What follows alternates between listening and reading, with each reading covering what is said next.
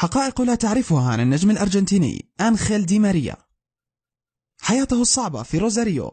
اعترفت ديانا والدة دي ماريا بأنه كان كثير الحركة وهو صغير، وكانت تجعله يفرغ الطاقة بلعب الكرة. وكانت حياة دي ماريا في مدينة روزاريو صعبة للغاية، حتى أن عائلته لم تتمكن من شراء حذاء كرة قدم له. والده ميجيل كان يأمل أن يكون نجما لفريق المدينة، ولكن الإصابة بددت حلمه ليبدأ بالعمل في الفحم، مما جعله يستخدم ابنه الصغير آنخيل للعمل معه في ورشات العمل. صفقة انتقاله الأولى. في عام 1995 انضم دي ماريا وهو في 7 من عمره لصفوف فريق روزاريو سنترال، قادما من فريق محلي متواضع. وكانت الصفقة عبارة عن استبداله مقابل 30 كرة قدم، وكان يقود دراجة الهوائية لمدة نصف ساعة لبعد المنزل عن موقع تدريب الفريق. وتخرج من أكاديمية روزاريو بعدها ب10 سنوات. رد الجميل لعائلته. بعد أن انتقل دي ماريا لبنفيكا مقابل 8 ملايين يورو، طلب أنخيل من والده التوقف عن العمل، وقام بشراء منزل لعائلته المكونة من والديه وشقيقتيه فانيسا وإيفيلين، كما خصص جزءا من راتبه لعائلته كنوع من رد الجميل على تضحياتهم. مثله الأعلى. كان دي ماريا يعتبر مواطنه كيلي جونزاليس، والذي لعب 56 مباراة مع منتخب الأرجنتين، مثله الأعلى. وكان دي ماريا يراقب جونزاليس مع فريق روزاريو في عام 1995، وتسنى له اللعب إلى جانبه بالفريق الأول عندما كان في 17 من عمره. معاناة طفلته عند الولادة.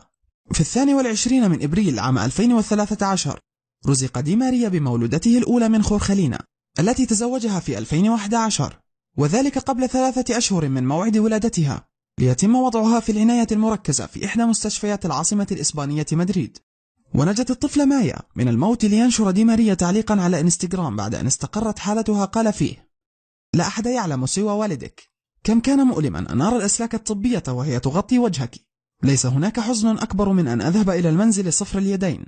كانت الدموع تغطي وسائدنا طوال الليل، والآن بإمكاننا القول بأنك فتاة قوية وسعيدة، ولقد ربحت الصراع من أجل حياتك وحياتنا. دي ماريا يختار الأفضل. في حديث مع صحيفة ماركا الإسبانية قبل نهاية 2015 سئل دي ماريا عن السؤال الدارج عن أفضل لاعب في العالم بين مواطنه وزميله في المنتخب الأرجنتيني ليونيل ميسي والبرتغالي كريستيانو رونالدو زميله السابق في ريال مدريد، فأجاب: أنا دائما أقول بأنهما أفضل لاعبين في العالم، لأنهما بصراحة كذلك. لهذا السبب يتم ترشيحهما لجائزة الكرة الذهبية كل عام. لا أستطيع اختيار أحد على الآخر، هما الأفضل. تشكيلة أحلامه الخماسية.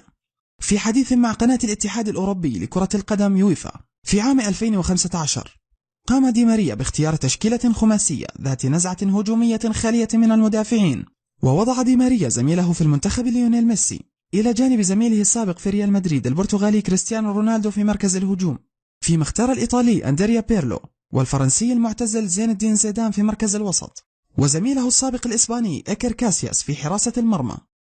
شاركونا بالتعليقات عن النجم الذي تريدون معرفة حقائق عنه. وإلى هنا نكون قد وصلنا إلى نهاية الفيديو. لا تنسوا دعمنا بالضغط على زر لايك والاشتراك بالقناة ونشر الفيديو.